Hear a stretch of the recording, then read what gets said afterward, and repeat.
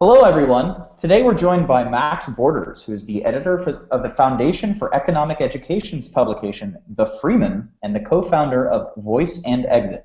Max, thank you so much for joining us today. Thank you for having me. Okay, so talk to us about Voice and Exit. What exactly is it? That's the $60,000 question. Voice and Exit, it really is. I don't want to pander to your audience, and yet I do. It really is a celebration for decentralizers, honestly. Like, if there was any crowd I could say that to, and it makes sense, it's you guys. Really, our kind of mantra that we've gone with for a while is criticized by creating. And in order to do that, if you've ever been involved with any sort of open source movement or anything like that, you know you have to be able to fork. And forking in code, for example, means trying something new, opting out of a system in order to create a new one. Voice and Exit's ethos really is about exiting, in some sense, to try something new. So that's what it's about. In terms of just the substance of it, we have sort of these TED-like talks, we have breakout sessions, workshops, and then we have a big festival at the end with music and lights and all kinds of cool stuff. But ultimately, it is a celebration of decentralized thinking, or people who think about decentralization in the same way we do, whether that be cryptocurrencies, alternative systems of governance, like startup cities, seasteading, you name it, everything decentralization. So Max, I'd love to explore kind of the ideological background of this a little more first before we launch into what concretely this event's going to be like. We've talked a little bit about the essay, Voice, Exit, and Loyalty on the show before. I imagine obviously the name's derived a little bit from that. Can you tell us how you encountered that idea and what about it appeals to you and kind of made that an ideal foundation for this event? You know, really, I have to give credit to a fellow named Arnold Kling, who first sort of set out the ideas in Exit, Voice, and Loyalty, the old Hirschman article, or the Hirschman book from, I think it's the 1970s. He did a follow-up in the 90s. But that human algorithm meant a lot to me. In terms of it being ideological, I would say yes and no. So there's a sense in which the Hirschman thing is more about this being a human algorithm. It's only ideological in the sense if we bring our ought to it, we bring our normativity to it. And I think we can, and I think we will with this sort of voice and exit ethos. But the first thing I think we have to do is sort of step back from it and say, so there are these forces at work in the world that Hirschman identifies. One is voice, expression, communicating our ideas, trying to persuade people within a system or within a group to go along our way, or to make change within that group through conversation, agitation, dialogue, and so on. But when that doesn't work, sometimes you have to strike out on your own. This is sort of the way humanity progresses. And when humanity does progress this way, you get kind of pluralism, kind of variety in different systems, and they're allowed to compete with each other. And then people will migrate among those systems to see which system is the best. Sometimes you have network effects that don't allow that to happen very readily, very easily, but certainly on a whole, I think human history has shown us that this pattern is at work for human beings, and particularly in this day and age with technology. I mean, you have an entire show devoted to these kinds of issues. So there is a transpartisan aspect or a post-political aspect to this that we want to bring out to say that's not ideological, that pluralism is a fact of life, and the non-ideological aspect of it is to say, hey, let people try different things, do different experiments, and let's see what happens. So there's no specific ideology, but there is a meta-ideology that you got to let the branching happen. You have to let the variety and the experimentation proceed, and that involves a kind of ought. So in that sense, there is, I guess, an ideological underpinning. I don't know if that makes sense. Absolutely, and as a follow-up to that, and you did give some, I think more vague, general examples, but do you have a specific example of someone exercising the right of exit, and what stands out to you as maybe the best example you can give of this theory? You know, I hate to say this because it's probably just beaten to death on your show, but I mean, you know, when Satoshi Nakamoto started writing the code for the blockchain protocols, that is a fantastic example. And that exercise of exit is the most salient, at least in my mind, because there's so many ways you can exit using Bitcoin technologies, Bitcoin-associated technologies. So yeah, Bitcoin would be my first example. But let me give you another sort of less well-known example that might be interesting to your listeners and viewers. Back in the 80s, the British government really did control a lot of the airwaves, and you had to get licenses to broadcast radio.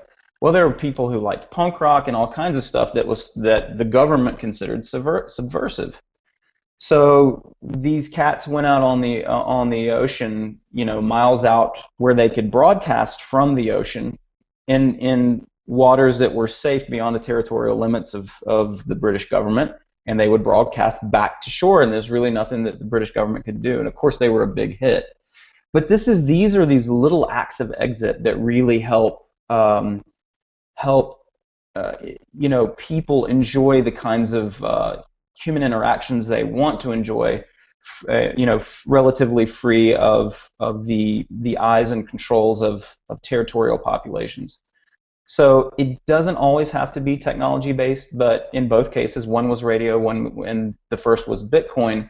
These technology is allowing people to do that to an extent that we haven't seen before in human history, and I think it's a pretty cool thing. Max, can you expand on that a little bit, right? So you said it doesn't have to be sort of technological, but you know, from maybe I'm a technology maximalist, if you will. Like, I think that everything is eventually consumed by some sort of technology. Can you give two parts? Can you give an example of something that isn't technology based, right? Like radio is totally technology, and then give an example. I mean, what do you think is the role of technology as sort of like we as a society sort of increase its powers and capacity in this exit idea? So this is going to sound this may sound stupid, and your listeners may. I would urge you to hold your tomatoes to the end of the set, right? But let me take one of my favorite examples. I love to drink butter coffee every morning. This is a recent fad. You know, people love drinking butter coffee, but really the background for butter coffee coming on. Okay, so by the way, this is it's technology only in the sense that it's a recipe. It's a very simple thing: butter plus coffee. There's a certain amount of bad juju associated with saturated fat, which butter is, right? So people eating bacon for breakfast again, people having butter coffee. This kind of sort of renewed interest in fat and fat-centric diet has come out of the paleo lifestyle. It doesn't matter if you like paleo lifestyle, if you subscribe to it or not, that's immaterial. Suffice it to say, though, there have been some really interesting things that have happened as a result of the paleo movement, of the evolutionary fitness movement that was set in motion by people like Arthur Devaney, who happened to be an economist, not a dietitian or a nutritionist. And you know, these folks really started becoming nodes in wider networks. Okay, so they were tech-enabled in the sense that they started, you know, communicating and blogging and sharing ideas in an environment that was made possible by internetworking, which we're doing right now. But the fact that they were doing this, having these network engagements and building these armies of people who were biohacking with the paleo lifestyle was a very, very different thing than what the establishment experts in nutrition were used to seeing. Normally, you got a big degree in nutrition, you had to write articles for specific kinds of journals, and you were anointed as being a very special kind of person that was clean and fresh smelling in the eyes of the people who were nutritionists or who were physicians and so on. But when you network people and they experiment, they might be tinkerers, they might be makers, they might be doing all kinds of, biohacking, they might be trying diets, doing all kinds of things. When they start communicating, you get these sort of epiphenomena from the networks, that is, suddenly the expertise gets called into question.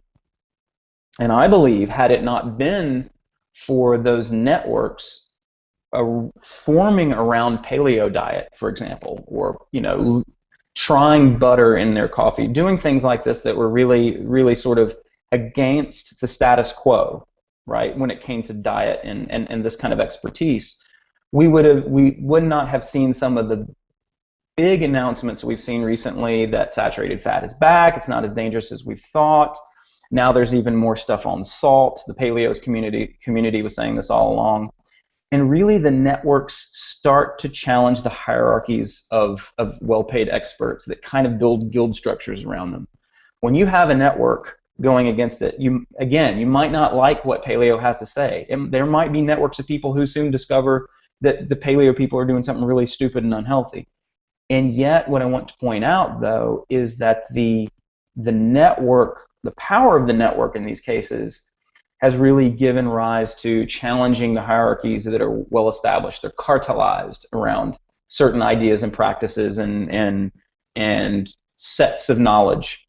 When you have people who are, even if they're, I guess you could say amateurs, or they're brilliant people, but they're interested in it from the side or from outside their areas of expertise, but yet they're challenging, trying, experimenting different things, and connecting people, sharing information, this effect creates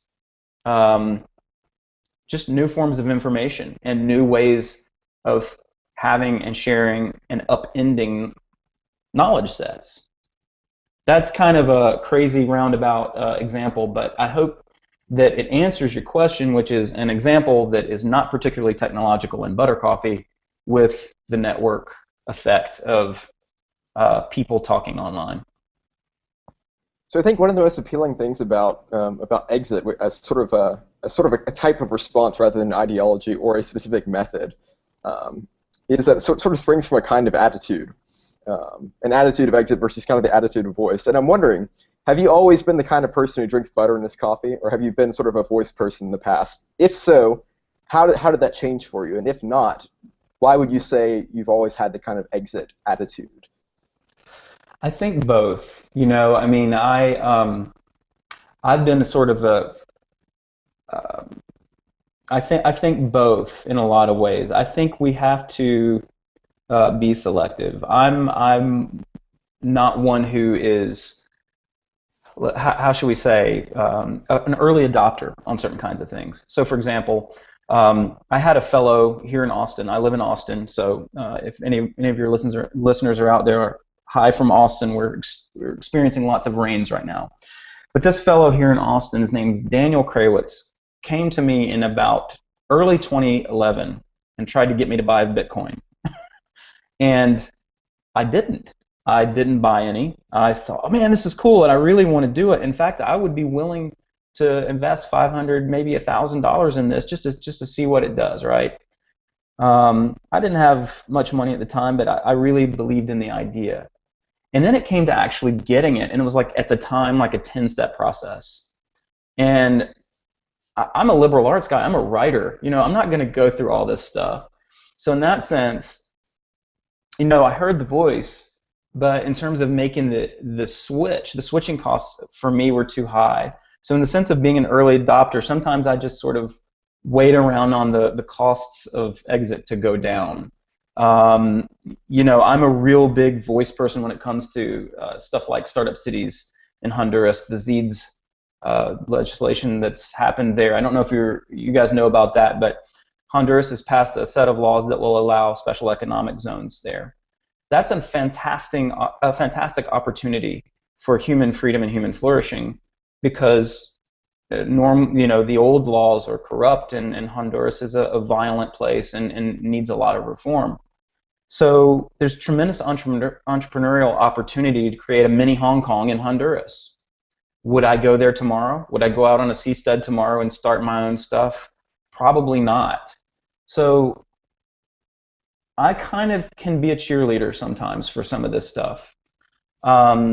And yet I started my own little business here in Austin with this Voice and Exit event to really celebrate it. So it's a mix in one sense of voice and also of exit. Like I really wanted to try something new and entrepreneurial where I could figure out how to attract people to these ideas. I mean, how crazy is that? I mean, there are probably a handful of us in the world, but I wanted to be an exponent for this. So voice and exit for me really do kind of come in balance, and I think for most people they do as well. But I'm certainly much more unwilling. I'm less willing to die curious than most people, I think. And so if you look at the distribution of people over a curve, I'm probably much more on this end when it comes to trying new things. I like novelty. And you mentioned a moment ago that you're a writer, and I wanted to know what part of the Voice and Exit event itself centers on artistic expression, and exactly why did you choose to include this? Yeah, I think this is interesting because, well, first, you know, a lot of credit goes to my partner, Seth Blaustein, my business partner, who is he's a filmmaker, so he has a fantastic visual sense. I like to think I do as well. So I love visual modality. I think human beings, you know, we're evolved, to most of us, to, you know, at least to see the world around us and to be delighted by beauty and wonder. We know it when we see it. That aesthetic sensibility is something that's sometimes lacking in these conferences. So we wanted to build that in. I think the other thing is that I like to go back to works, you know, Jung and Joseph Campbell and hell, even Star Wars, you know, takes these archetypal landscapes and the hero's journey and uses them to tell different things. So we use narrative framing techniques to frame our speakers, for example. And the reason we want to do this is because human beings are, you know, mythopoetic creatures. We like stories. We like rational arguments too, and particularly people who are in technology and certain kinds of fields of study that require that really logical, rational sort of linear type thinking. But we also wanted to couple with the arguments in the talks, you know, a sense of the narrative, of telling stories, anecdotes, getting to the head through the heart, so that these kind of things are in balance.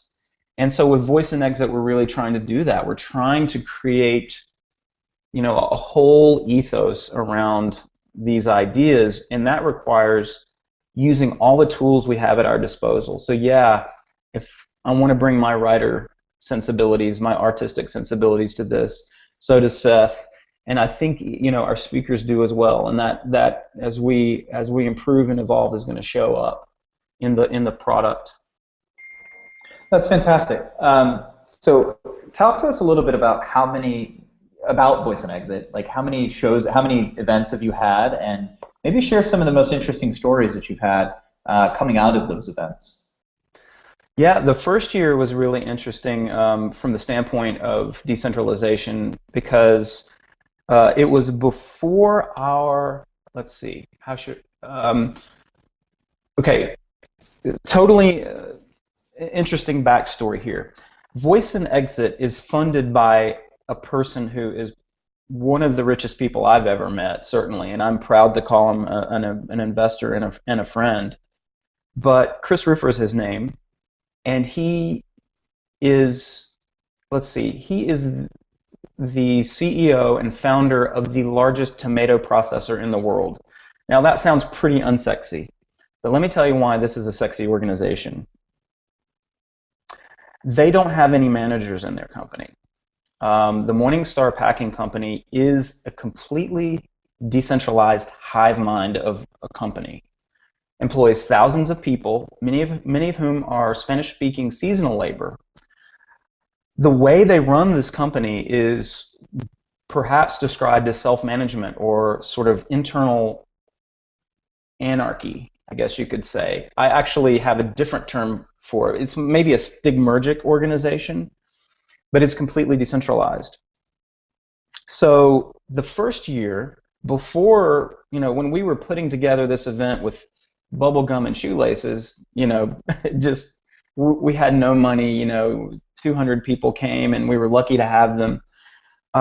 We did manage to get one of the people from the Self-Management Institute to come out and talk to us about their management philosophy. And Paul Green Jr. in that first year, 2013, was one of those speakers. And he gives a great little introductory talk on how to create an organization that has no management hierarchy, where you have dynamic teams and where the mission is the boss, and where you really believe in the capability of human beings to sort of resolve their own conflicts and to really be entrepreneurs as much as they are entrepreneurs. I love this organization, and so it's interesting that later on Chris Rufer became our lead investor and a real believer in us, because this is a guy who's just wealthy beyond belief, but also very much I guess you could say a left brain thinker. So to try to convince him that all these other aspects I just described earlier were important was interesting. And so this motif of decentralization, from self-managed organizations to Jeffrey Tucker this year he's one of the major evangelists for Bitcoin, to seasteading, startup cities, you name it. These are the kinds of things we love to talk about, and having someone who can really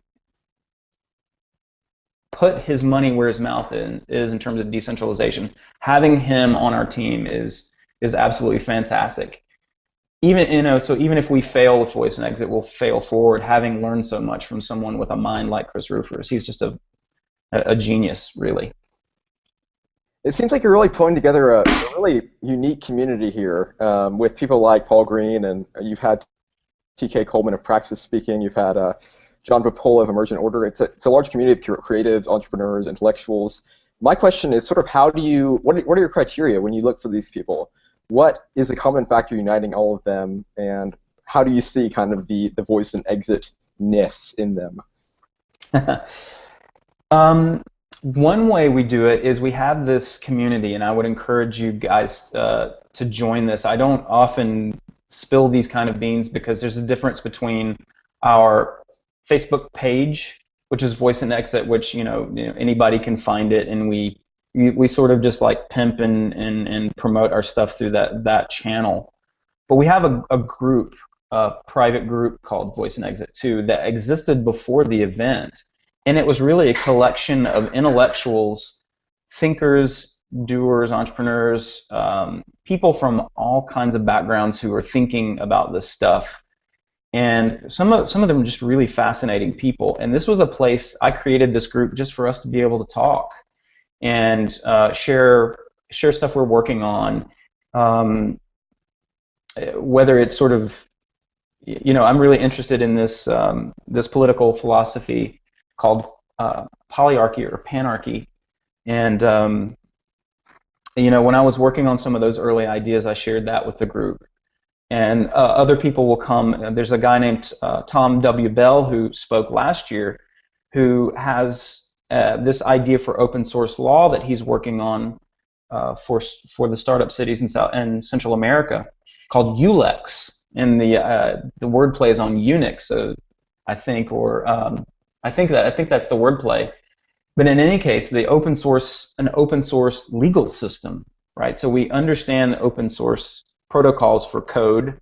So what if we applied that to law, where people can then take that open source code or set of protocols for law and apply it to different, more highly localized jurisdictions for their needs, so they can have the robustness of tested law, for example, the common law. But they can change things at the periphery and pick and choose as they need for their new jurisdictions. Fantastic stuff. But this is the kind of stuff that Tom is working on and working through in this group, and it just goes to show you another example of the kind of things that are made possible through networks. None of these people are in the, I mean, some of them are in the academy, but membership in the group does not require academic credentialing. And we welcome the diversity and the perspectives. I mean, people like John Papola here in Austin, he's a good friend of mine. The guy's a brilliant filmmaker. He is a creative guy, but he's also really, really extremely bright.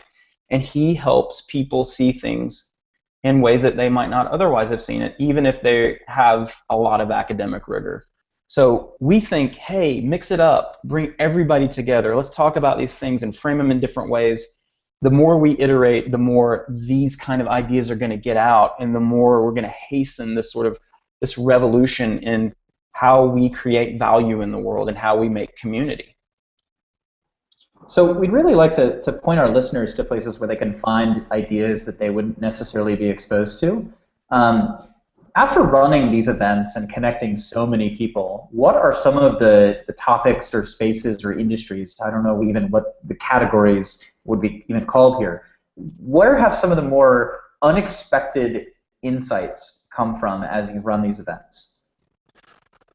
Well, it's sort of like this, you know, I don't know, let's see, these weird synchronicities happen.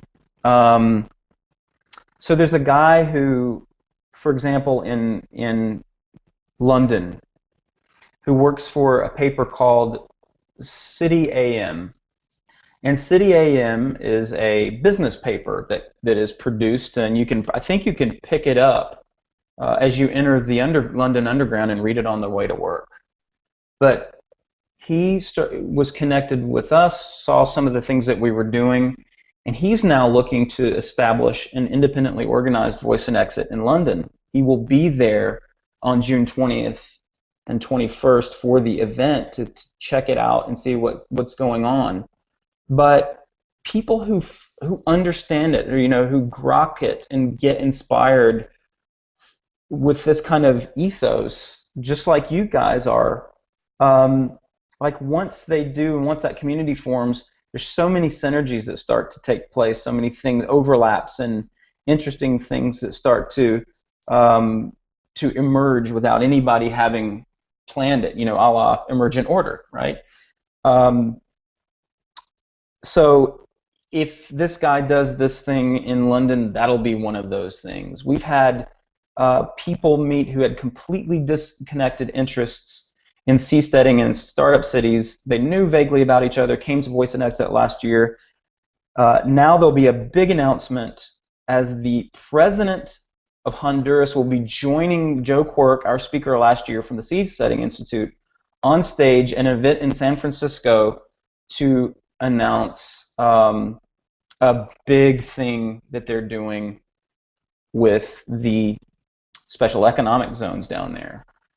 You know, we connected Zachary Caceres with Michael Strong and Joe Quirk. They started talking independently of us, started talking in the group.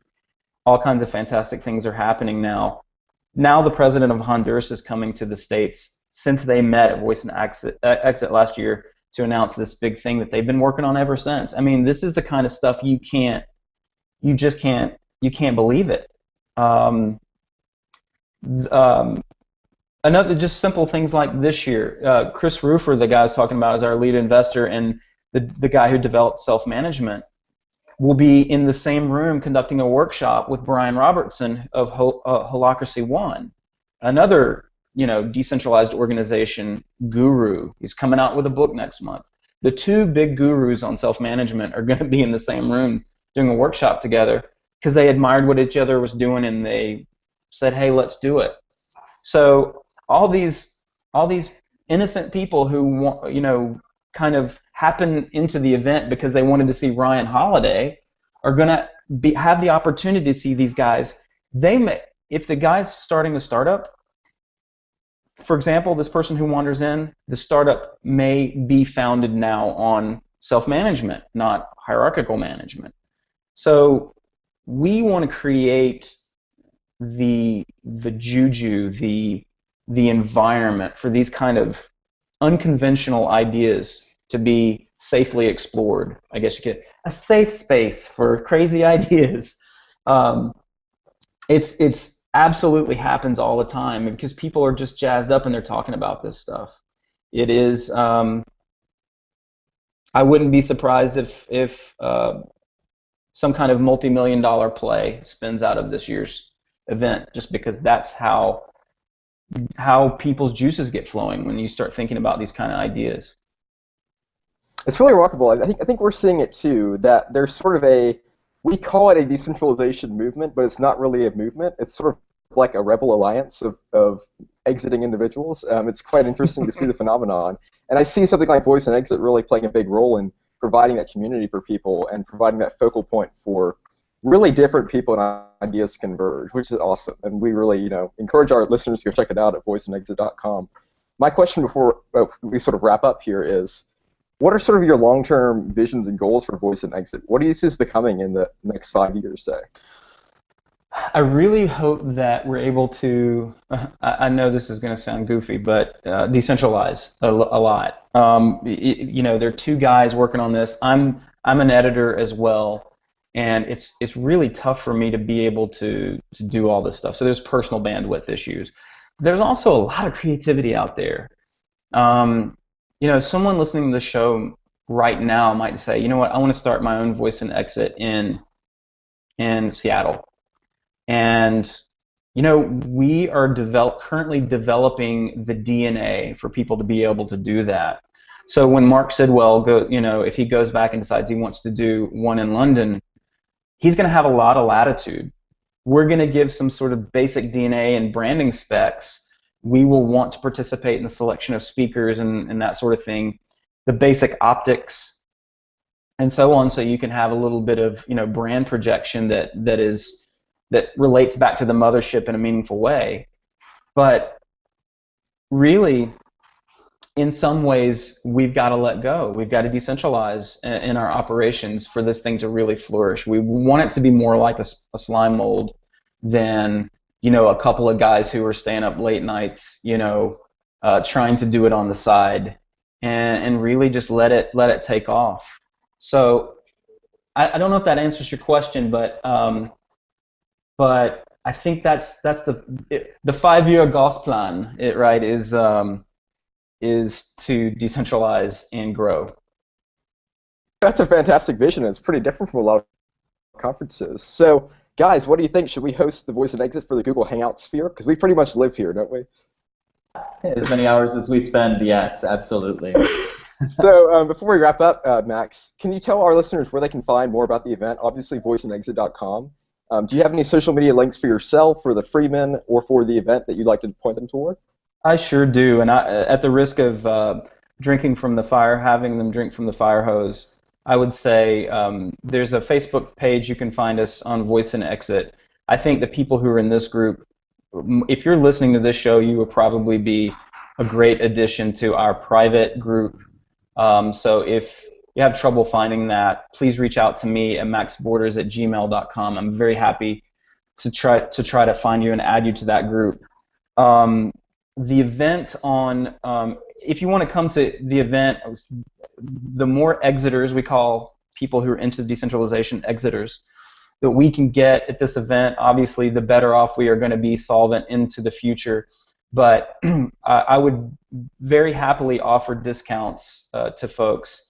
If you use the code decentralize, you can get a copy of Brian Robertson's book on holacracy that's coming out next month, signed, a Voice and Exit t-shirt, and 20% off a ticket.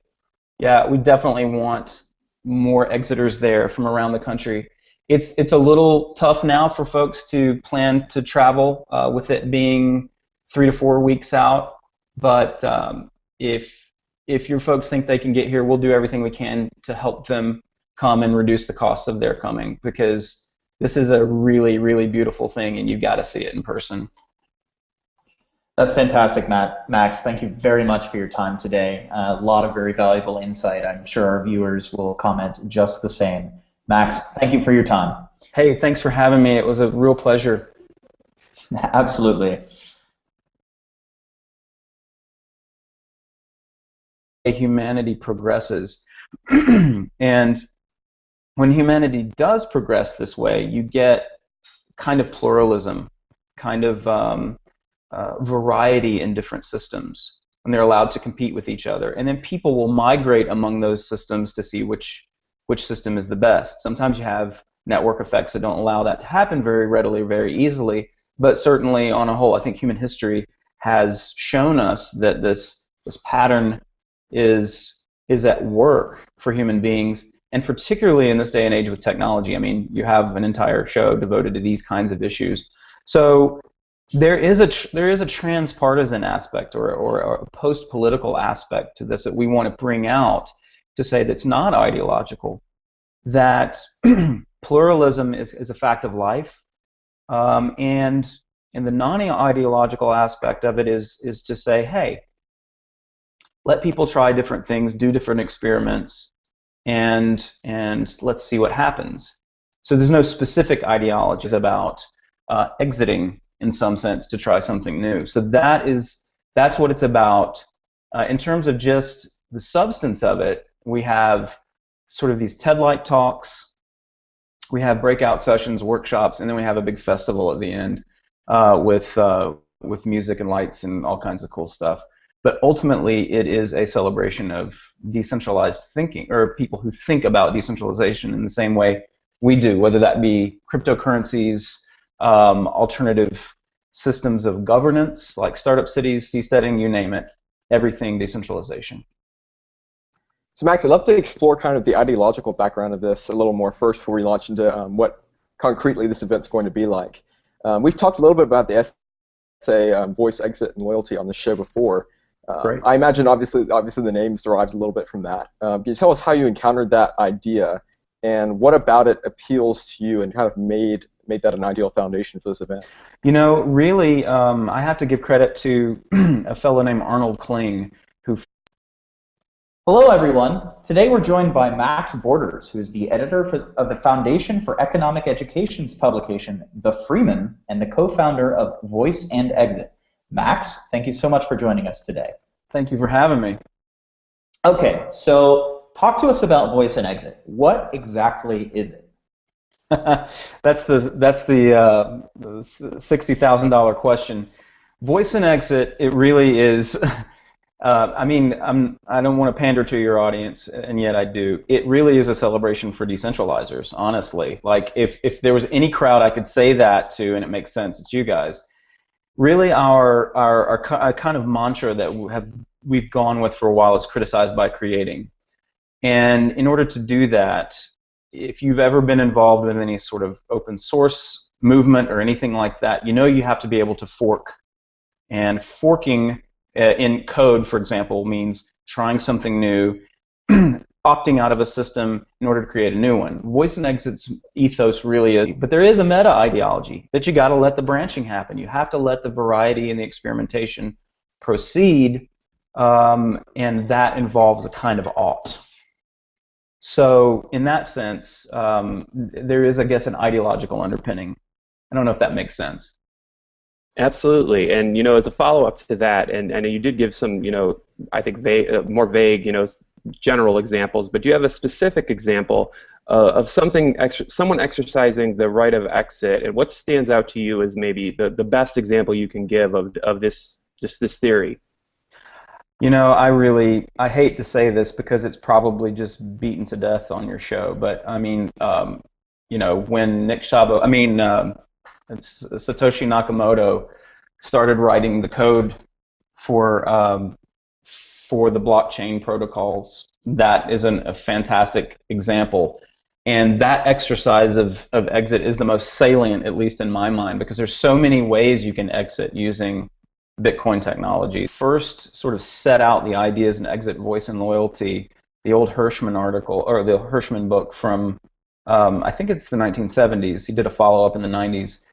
But that human algorithm meant a lot to me. In terms of it being ideological, I would say yes and no. So there's a sense in which the Hirschman thing is more about this being a human algorithm. It's only ideological in the sense if we bring our ought to it, we bring our normativity to it. And I think we can, and I think we will with this sort of voice and exit ethos.